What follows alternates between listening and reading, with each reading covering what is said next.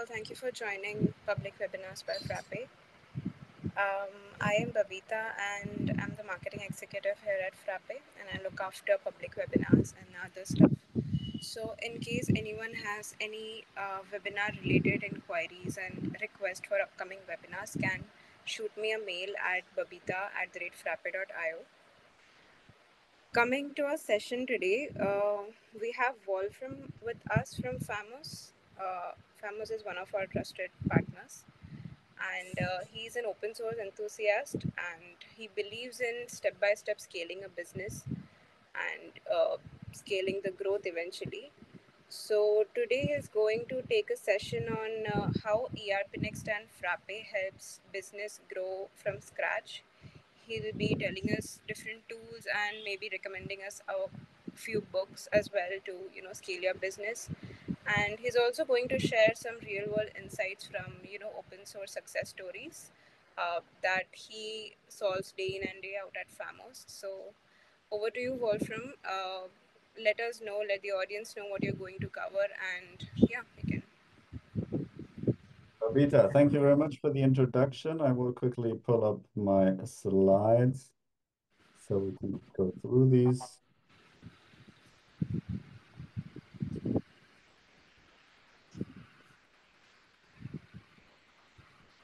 And my screen.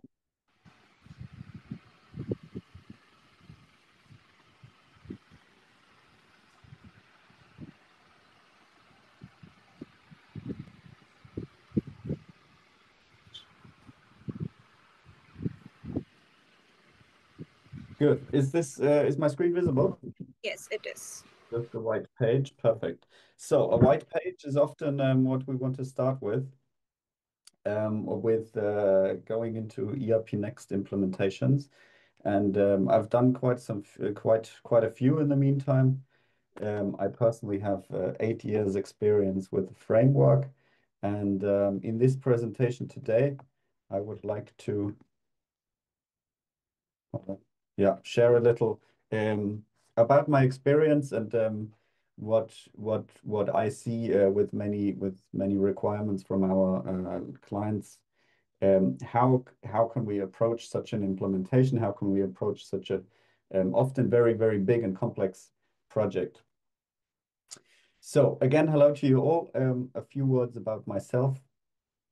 This company, Phamos, the partner, ERPNext partner company, is the second company I have founded. I can say I enjoy doing this. I enjoy the work of creating a business and growing a business, implementing the processes, and trying to find where waste happens as well, and implementing systems to make a company grow and take it forward. This is approach as well that we like to take forward as well with our customers, is to always have in the back of our mind that this system, ERPNext, this tool that we are using, that it should do exactly that. It's a tool to build a business, to build a system on which we can then, as Babita said earlier, scale whatever we want to do. To start with that, I'd like to start with a quote. I do read a lot of books in this sort of field, and this is one I came up with. Conditions are never perfect. Someday is a disease that will take your dreams to the grave with you. Saying that, that's what we want to do. We want to get started.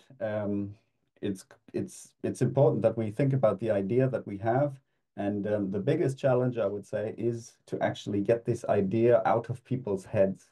So we can all sit down, we can think about something. We have our idea in front of us. We know which steps we would like to take, maybe even how we would like to take. We can maybe even, if we close our eyes, imagine ourselves being in that situation where we need to get to. But again, this is something highly individual, stuck in our own head. And the challenge is, how do I get it out of my head and put it into a system, making it visible, making it an experience that other people can make use of. The title of the presentation today, A Guide to Build a Business. So this second business I have, to some extent, actually really built with the ideas of ERPNext. I implemented ERPNext at my previous company and learned about what ERPNext has to offer, what business processes are already there, and use this to guide me to what I really need. So how to build a business is nothing that is unknown how to do, but it's really how do I approach it and which steps should I be taking to step by step go in the right direction. To do that, obviously, we need to know what a business actually is. So a business, these are just some points that I found, but to clarify and get into the subject, basically it's two or more parties doing something with each other. There is some currency involved, some exchange of money at some point, of which the time isn't defined yet. Also, there's a delivery of service or goods at some point, and many more details that we need to respect. This, what we see here in this image, is also a kind of business. So this is something I found on Wikipedia, which is basically a record of something. This is Mesopotamia, 2000 before Christ, and this is in this stone. What we can see here, these this data basically is describing a certain business transaction at some point. This has now vastly changed to some extent at least. And if we look at this today, this is, for example, what such a business agreement can look like. So when we look into the very technical side of things, we have an API, and this API will describe certain things, certain deliveries that can happen or can't happen. There are many ways how we can start a business. Obviously, starting a business starts with the idea. What do I want to do? Thinking of it. And then there are some more, let's say, formal steps that need to be taken to actually make all of that very official. The first step would be I need to register a company. Maybe if I'm really serious about it, it helps create a limited or the like, depending on the country where you are. Funding is one point. We need some money to start. It's not possible without. Maybe find a partner who we can do it with. There are things we need to think about. Is a partner more? Do I want someone who brings skills to the table who can elevate my business, or do I want someone who will bring funding to the table?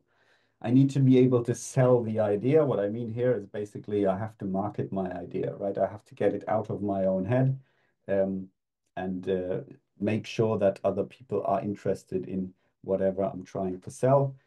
Because I guess we all know there are many ideas, multi-billion ideas stuck in people's heads. And if they are never released from the same, then they will stay there. Obviously, there are a lot of other things to consider, staffing, marketing, legal requirements, and so on. But that's not what we want to go into detail about today. Research is something we should always do when we go into any business or any market, even if we're an existing company. Obviously, we want to see what we have, see potential, and do some research. We can do this by reading.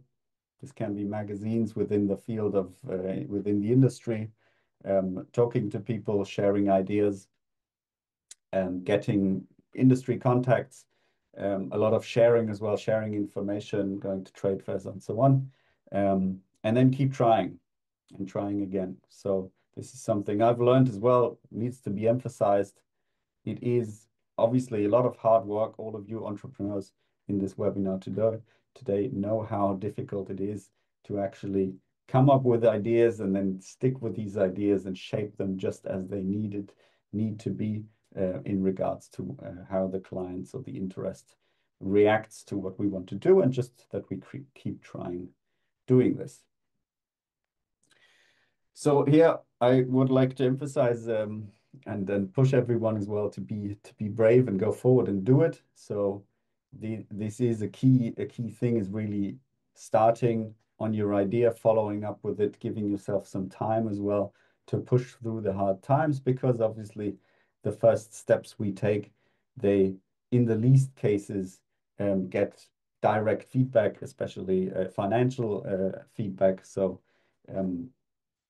the yeah, I'd say even no one gets very successful or rich with a business overnight. It is a gradual process on which it needs to be worked on. One way of doing is definitely looking at existing examples. So if we study other companies, maybe not so much about the specific product they have, but maybe more about the systems they have implemented and the work that they have put into to getting where they are. So if we look at all the big businesses, obviously they all started small, and something that we can always see, which is connected to it, is that there are certain people within these organizations that stick to the idea and continue and continue and continue to push and sort of make it work. A way to do this is also creating MVPs. MVPs, a minimum viable product, is an idea of we want to keep our early investments very low to get to the point where we get this feedback, where we learn, is this something that I should be taking forward, or is this something that maybe is bound to die and should not be something that I should take forward. To do this, one way is, for example, A and B testing. So in a very simple example, I would have just some menu and yeah, a menu of a website in which I can navigate, and then I would want to say, okay, is it a good idea to have the menu on the left or on the menu on the right? And I could create two pages of the same thing and then just put them out there for a testing group, get some feedback, and know which user group is more satisfied if the menu is on the right or menu is on the left, or the number of clicks collected depending on the site, and so on. So it's obviously our task as entrepreneurs, as designers of these MVPs, to come up with the ideas of what could actually be tested to get a desired feedback that will help us evaluate the situation and take this forward and make a decision out of it. A use case that I would like to share is something that I have been working on with a friend over the past year. And yeah, it has shown me as well a lot of potential in the Frappe framework. And it has proven to me as well how it will guide to a certain situation, because at the end of the day, there are certain things we do want to reach from a very vast, very specific business point of view. At the end of the day, it's about sending an invoice and getting a payment at the end of the day, because that is what will make a business successful and basically give proof, right? It's not said when this will need to happen, but at some point it will need to happen. And leading up to that, there are different steps and different paths that can be taken. And I want to today show with this use case how this might look like. So this is Gregory. Gregory is in yachting. So the picture that we can see on the right-hand side, this is a classic sailing yacht. Needs some crew members. As you can see, you see a captain at the steering wheel. And this is an industry in which he has been working for a long time, and he has shared an idea that he wants to follow up on and basically explore this. Is an idea already enough to create a business? Not necessarily, but it's definitely the right path that is approached. So what we need to identify from an idea to think about, okay, is this something that I can take forward and make a business of? I need to identify a possible need within that industry. So if we want to go into an industry, we need to do some research and analyze what is it that this market might need, this industry, what it might need, where at the end of the day people would be willing to pay some money for. In his case, he has a lot of industry knowledge, so he's worked in this industry for a long time. He knows the different structures of it. There are crew members, there are boat owners, there are boat captains, there are suppliers who do the refitting of boats, there are harbors, there are some officials about licensing in the industry, there are insurance companies, and. So he has this industry knowledge. He has some ideas of how and who needs to be brought together um, to make to get into business with each other, basically. What he started off with is he has a WhatsApp group in which he has collected a lot of contacts, thousands in the meantime, um, of especially members. These are crew members, possible crew members seeking an opportunity for a job to work on a yacht, just as seen on the picture, also other yachts, motor yachts. And this WhatsApp group is one indicator for a possible need, right? Having thousands of people looking for a job is already an indicator that there might be a market for something there, and that this is something that can be catered for.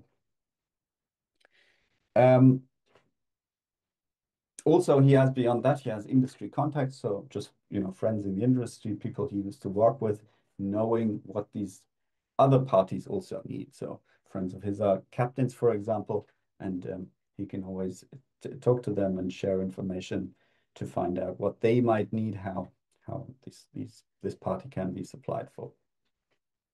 From this, a name, often we know this, a name can be found very quickly. In this case, it has the name The Flying Fish, also has a domain registered already. And yeah, the idea, again, to have an idea, that's not necessarily the difficult part. The difficult part is to shape this idea and make it to something that other people can not only listen to, but actually make use of. A little bit more details about this industry we are moving in. We are talking about the yachting industry. Yachting is definitely a luxury niche. So as you all know, this is maybe the stereotype I think of, at least, is some Russian oligarch or an Arabic prince who have a massive boat somewhere in the Mediterranean, or maybe in the Bahamas, and yeah, which is all around luxury. Obviously, not all boats in yachting are such massive luxury motor yachts. There are also a lot smaller boats with like 2, 3 crew members on there. And at the end of the day, we do see there are thousands of boats, tens of thousands of boats on the oceans of the world. And there are tens and probably 100,000 of people directly working on boat, and even more obviously indirectly working for the boats. So these could be carpenters who refit boats, these insurance companies I was talking about, people who work at harbors and so on.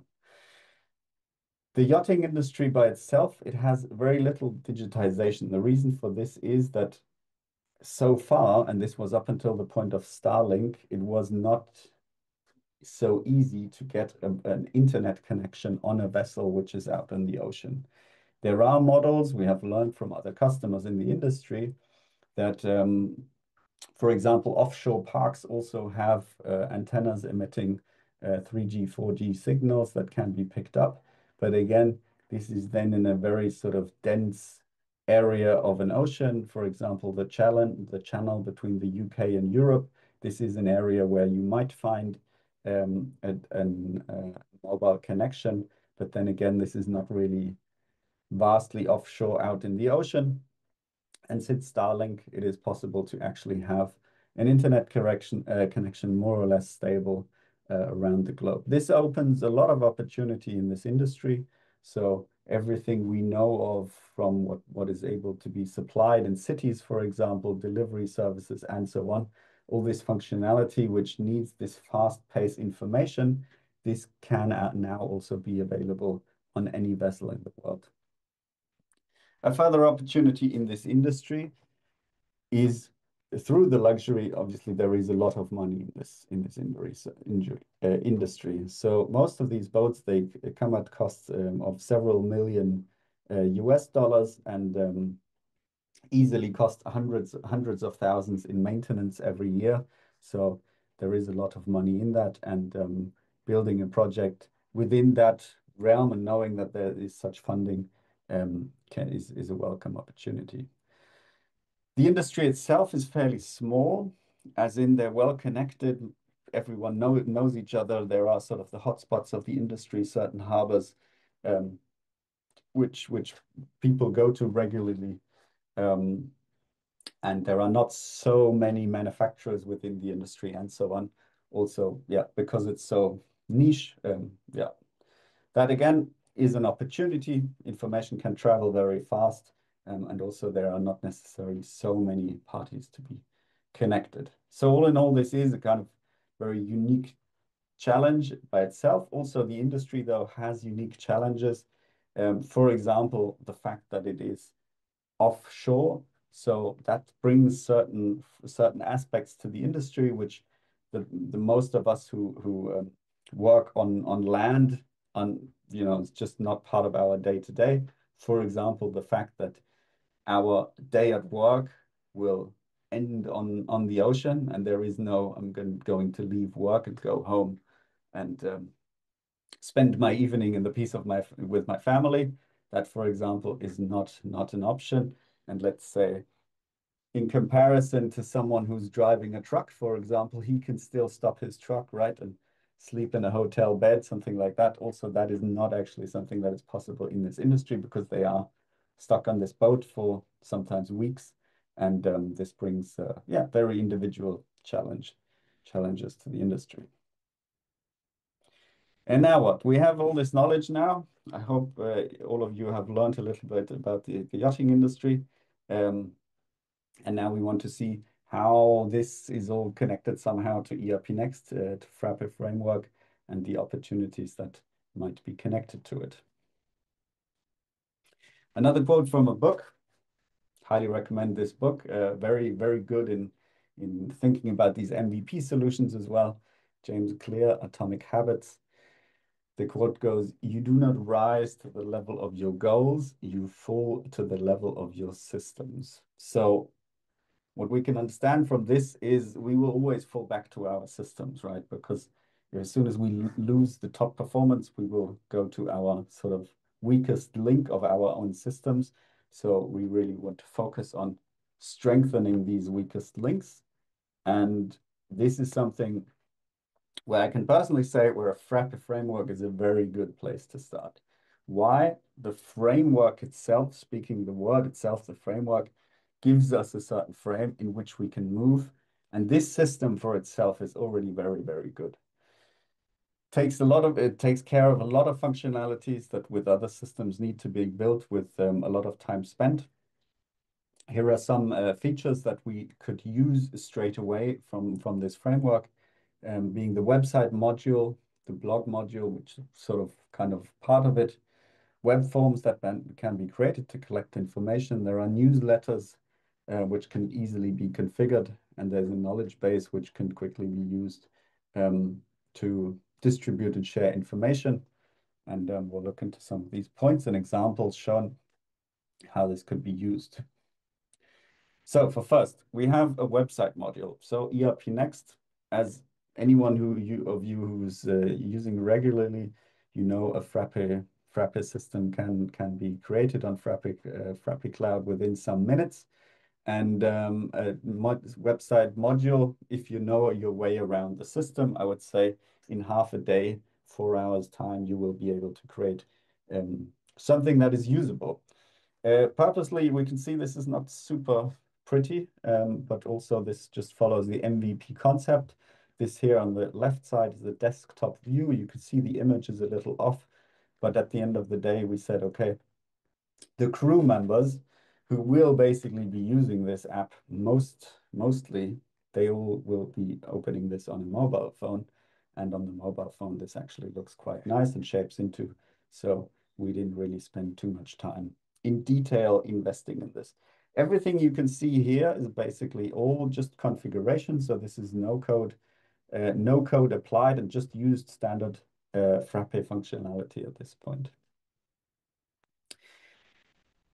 Building this website, this was already a massive change to the system so far. So just that we understand the process is we have this WhatsApp group, and within this WhatsApp group, job openings were distributed to keep people engaged and to help them find a job more quickly in the industry.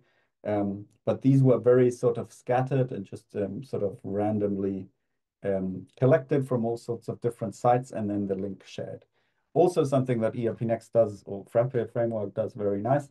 If you share a website link like this, it will automatically um, add that thumbnail in the message and just make it look nice. And this is the feedback that we got as well very quickly, is that we got a very professional look and feel to the thing. Another standard functionality built into Frappe Framework is a blog functionality. So this again, maybe half hour it will take to actually understand and set up the blog functionality and be able to post your first information on your own site. So this is something we can see here, a blog category with yachting culture. This is one thing that came up with the idea that we could do that as well. And then we sort of misused a little. So what we did is instead of the yachting culture category, we did a jobs category as well and made use of these cards and just posted these job openings via a blog post. A web form, another standard functionality. This is can be used very well to collect information. So we did a user sign up where people could sign up for a newsletter and already share some information. So again, what I said earlier, we want to do some A/B testing, right? And to do some A/B testing, we want to know about the interests of our parties, involving parties. And what we added here was like, yeah, just an interest field to see what it is about. The major feedback that we received is the very most people were looking to find a job. There was a small percentage who was also offering jobs. And then there was also an even smaller percentage of actual boat owners. Newsletter functionality, further functionality that is built in to ERPNext. Again, take maybe half an hour to sort of basic configuration to do this. It does all the basic functionality you need, and then you can quickly create your own newsletter. We saw earlier via the web form, we would collecting email addresses and which we could supply with this newsletter on a regular basis. The knowledge base is something that we haven't built in so far, but this is something I know from our personal experience as a company, Phamos. We have the best German-speaking or German language documentation out there. We know that this documentation is used a lot out there. We're not actually tracking it, so we don't need to know any specifics as of now. But we very often get feedback that people know about our company because they have researched on ERPNext, and then they always stumble upon our documentation. I guess in the meantime, using AI to research the internet, the whole language barrier is also sort of broken down because it can make use of German translated to English. And we see this is a good way of helping your own SEO, sorry. So in case you are thinking about how can I sort of market my brand and so on, it's always good to share information about your industry, because if that has a lot of Google hits, it will automatically over time lead to your website or your business in the end, one way or another. This will give you the opportunity to create keywords, to generate traffic. So that's a recommendation there. And again, also built into Frappe Framework, easy to configure. Really doesn't take so much time to sort of grasp the concept and start actually creating something and putting it out there. Frappe Framework, it's not perfect, obviously. It does have some limitations. And these limitations, we have actually noticed this because in this specific scenario, what I did is install Frappe Framework only. I didn't install ERPNext on top. And it then tried all these things. And then we see, okay, at some point it does stop because the rest of the business process, and this is what we want to look at today, right, is how we get from an idea to a business. That step is not included. So There is already an answer to this though, luckily, and this would be to install ERPNext on top. Also, I'd like to mention here, you need to install ERPNext right away before you further configure your platform, because you cannot install it at a later point in time. So if you do install it at a later point in time, you will have to create a new site and then import your data somehow. Even restoring a backup won't work. So you really have to transfer the data separately. My recommendation is fairly easy. Just install ERPNext right away if you are considering any kind of business process on this system. Then just install it right away and then start using it as soon as it becomes interesting. ERPNext and a Frappe app that can be installed. The Frappe app, I guess that the company has sort of really visualized itself within the market. This handles most business cases very well, so we could just make use of it. They're out of the box there. Just start using them, and it scales very well. We could start very small and then grow as we go, and this is exactly what we don't want to do with this platform here as well. What we should always be very aware of is the business process that we are following. So especially to newcomers in ERPNext, you will see that it can be very confusing. You go from one doc type to the other. It very much looks the same everywhere. There are certain paths that can be taken, like going from a quotation right to an invoice. I think that's even possible in some version of ERPNext. Or do I go to the sales order? Or is there a payment? Or is there a delivery? So it's not always easy to understand, but if we think of the process that we want to follow and document it, and then do the customizations later on to really force this process, this is what we want to do to build a scalable business. Because if we want to scale, we want to automate these processes, and we want to have them crystal clear. There should not be any adversity if I should go left or right in a process. It should be very clear based on transparent data and decisions that have been documented somewhere. In this specific case, what we want to do, we want to mature the idea. So what have we been doing so far? We have a website. On this website, we have this blog functionality, and we're sharing a lot of information. It does what it's supposed to do, but that's not a business, right? Just having a website sharing information, that's not necessarily what we call a business. So where we want to go is we want to take it to this sort of business level. And to do that is going from the sort of freestyle processes that we've been using, sharing and collecting data for whatever purposes, to think about now where we have this, what is the next step we need to take to get into this business process. In our case, we actually did this. So a very concrete example. So earlier, the web form that we created, user sign up. This was at first a separate doc type for user sign up, just for the sake of quickly setting it up. Again, we were on the Frappe framework. And then when in ERPNext it was installed, we thought, well, at the end of the day, what are we actually collecting there? And yes, in a way, anyone who's interested in collaborating with this platform that we are building is a lead to our platform. So what we did is we took that same web form and just rerouted it to create a lead every time. And then we quickly see, okay, this lead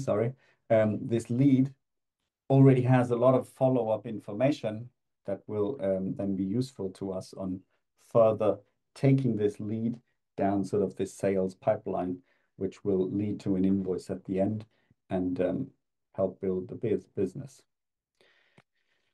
Again, in ERPNext, very helpful that we can quickly set up a graph just like this.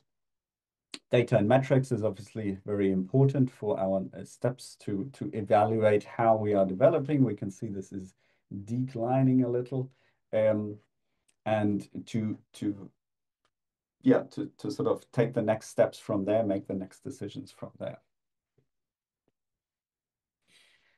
Another quote that I would like to continue with, Kobe Bryant, the basketball player. He wrote a book, Mamba Mentality, sharing about his personal sort of learning experience playing on a professional level basketball. He says, great things come from hard work and perseverance, no excuses. So following up with what we said earlier, we have this data coming in, and it is, yes, we do have to grind. It might not look very good all the time, but the true key to this is we need to keep going. We have to push for results, and see how things develop, and then come out on top at the end. So pushing against a process as well. So these arrows, as you can see, they are kind of pushing in one direction. We're now starting to collect this information via this lead doc type. And from that, we really gradually, step by step, want to grow into the next business processes. And in this case, we can see it's opportunity or quotation. Both are options in ERPNext standard. And this needs to open a conversation between the client and us as a supplier as well, thinking about what is the next step. Do we need one or the other? But again, we know this. I know this personally from doing a lot of ERPNext implementations. What does a quotation require? A quotation requires a certain party. So this would be a lead or a customer that needs to be linked. And secondly, it also needs an item. So a mandatory field on the quotation is an item, and an item will represent either a service or a good that we can sell and deliver. And that will, again, bring us one step closer to forcing us to think about what are our services actually, and how can I deliver them, and how will this bring me to the next step of an invoice. One thing that I want to share with especially beginners in the system, we want to learn ideally before it hurts. Also, if it hurts, it's not a bad thing. Some say that the really good learning and the productive learning happens when it hurts. But what I'd really like to share, and this is somewhat dangerous in ERPNext implementations, and we talk with our customers around this every time as well, is yes, we can take shortcuts with ERPNext, and yes, there are things that seem very easy, and now I can just quickly create a custom field and so on. But we need to be very careful with this, and we also recommend not to misuse things. So misusing, what we have been doing as well in this scenario, is we have been misusing this job blog.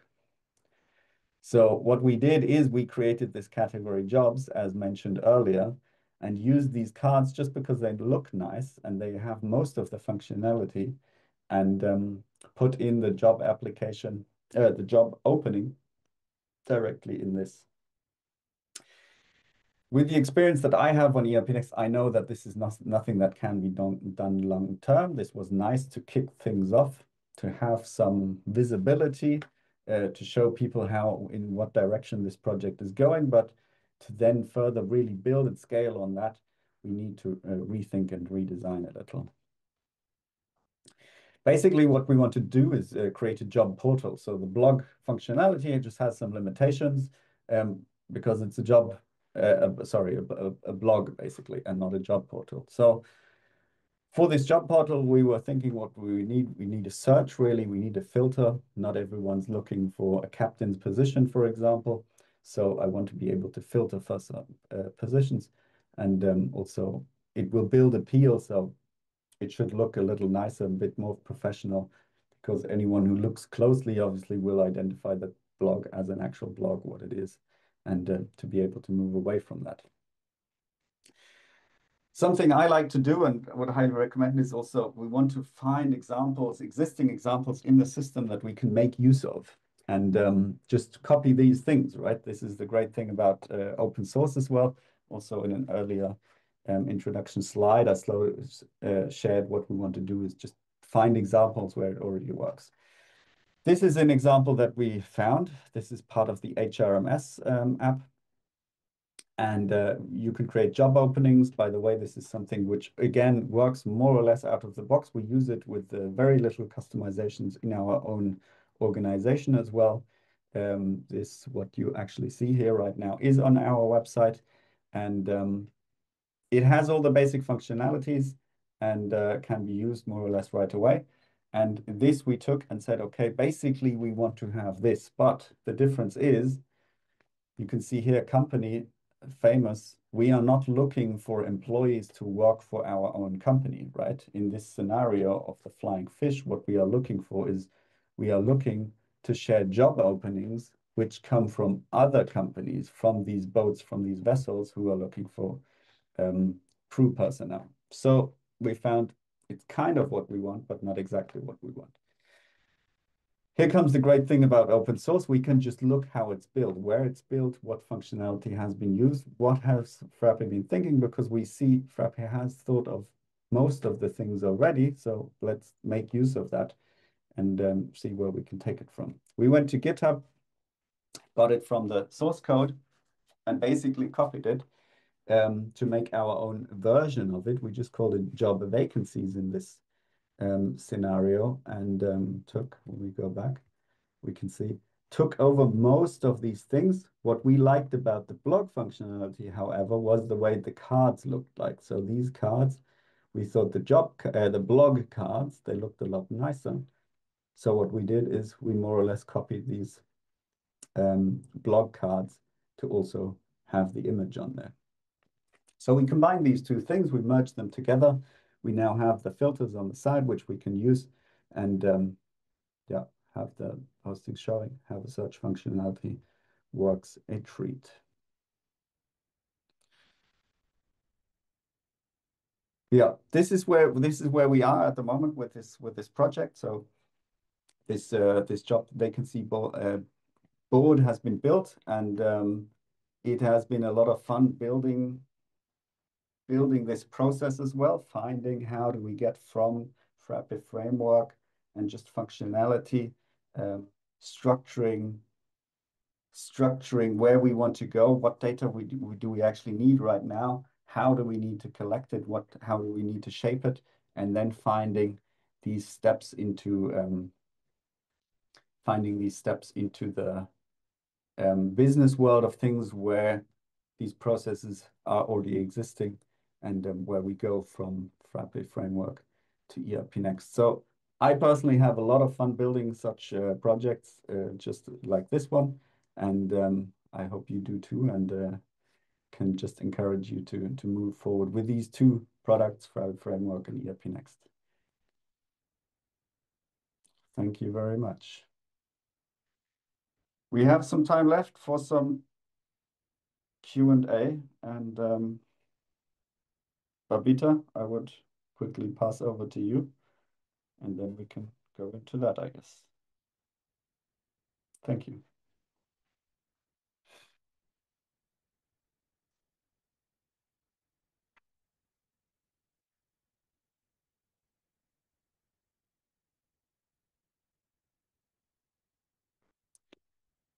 Sorry, Babita, I'm not hearing you. Can you hear me now? Yes. Yeah, I'm so sorry. I think I was on mute.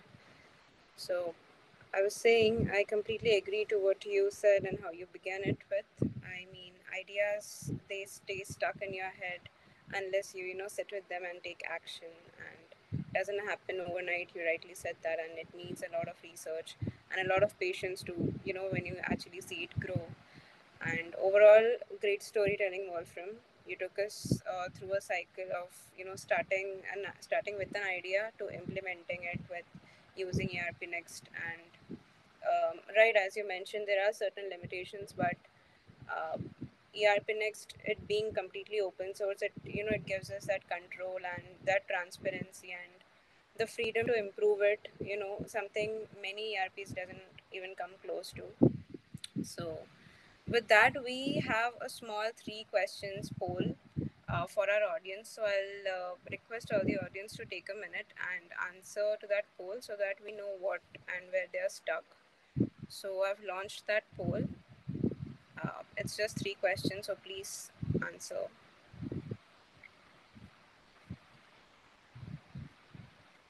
I hope the poll is visible. Yep.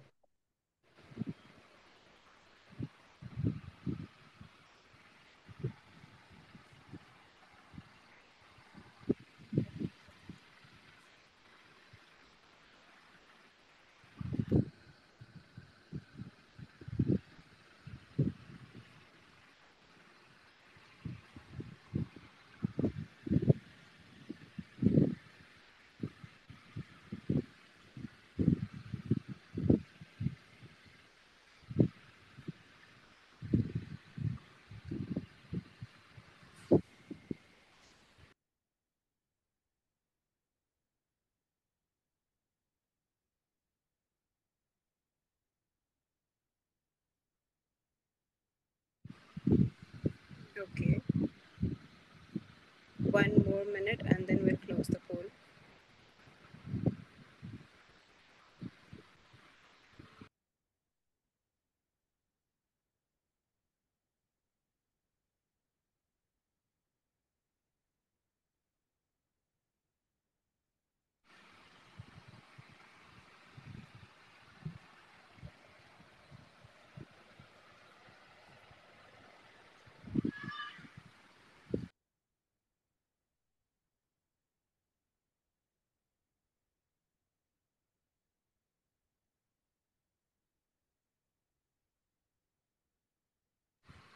Okay, I think 7 to 8 people have answered. So ending the poll right now, we'll move ahead to Q&A session.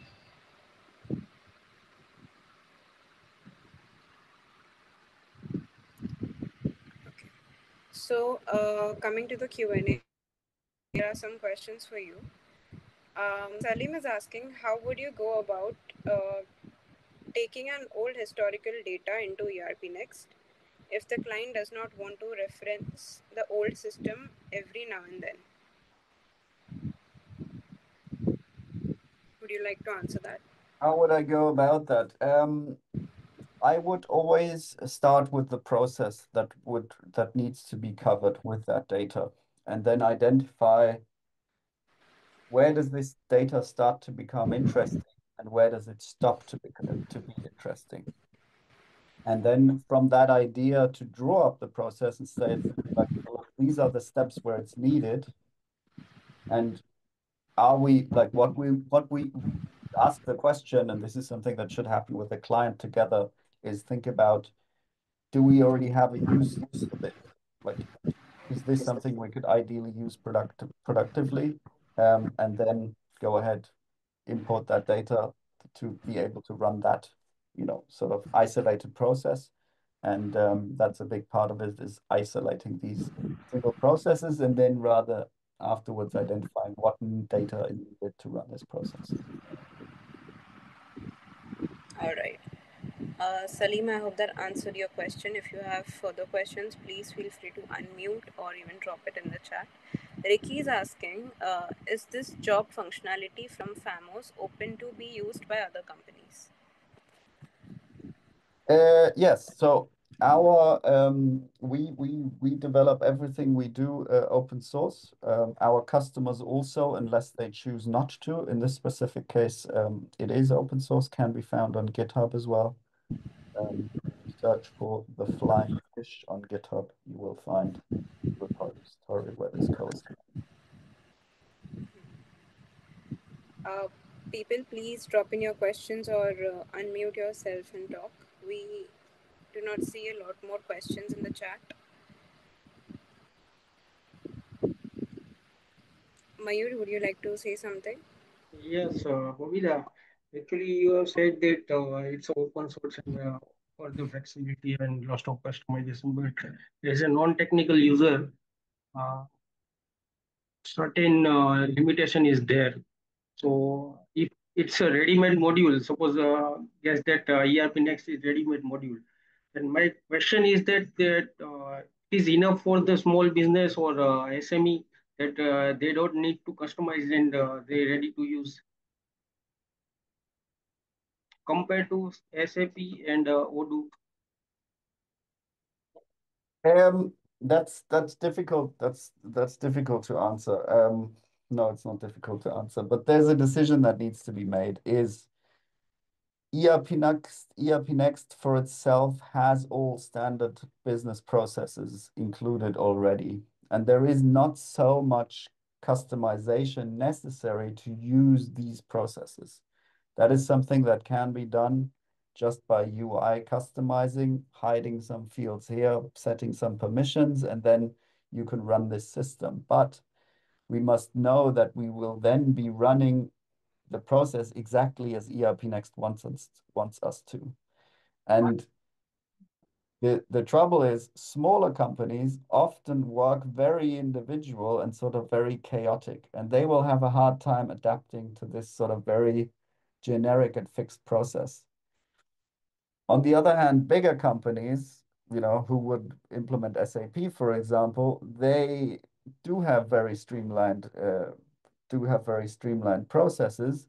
They can make use of a lot of ERPNext standard processes. On the other hand, they don't want those specifics, but they have the time and money to customize fully, which is often necessary to really reach the ultimate goal. So what I would recommend to like very early users to ERPNext is don't try and replicate your whole business on ERPNext right away, but rather say, okay, I'm going to use ERPNext and I will write my invoices from ERPNext. And everything else, the quote, the sales order, the delivery note, I'm going to leave in the systems that I've been using so far.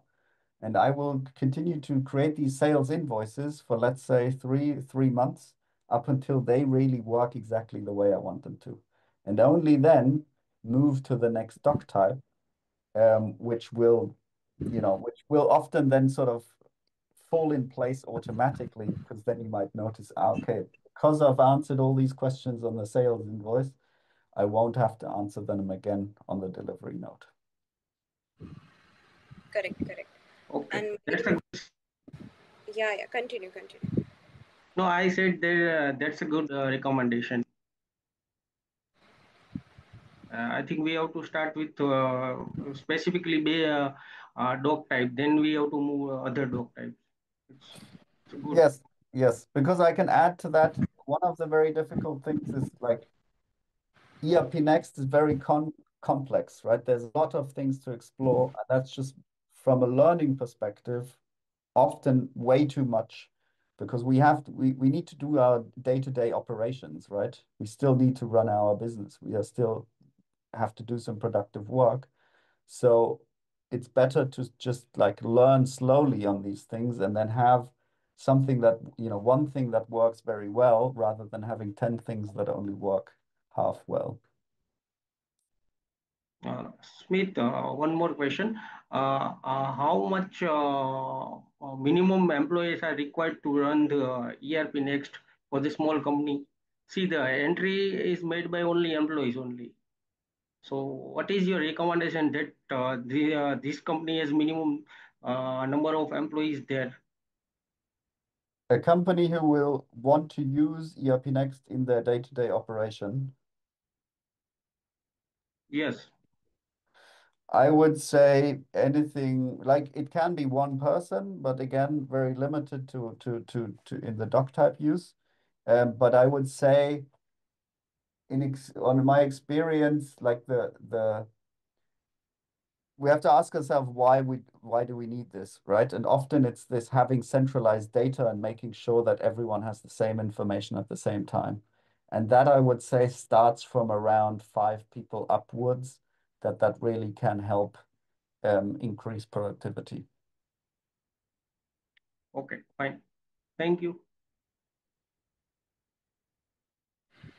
I've also dropped the documentations for other softwares and apps for under the Frappeverse, so you can just check the docs out and maybe write us a mail if you have any other further queries.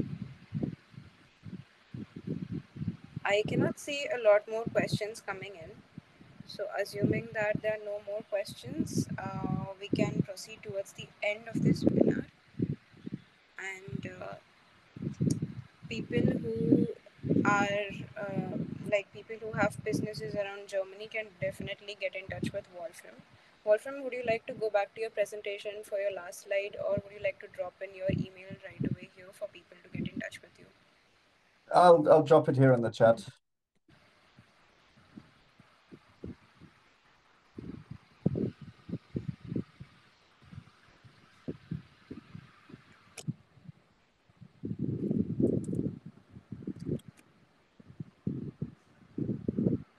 Also, I have floated the public webinar form, feedback form in the chat.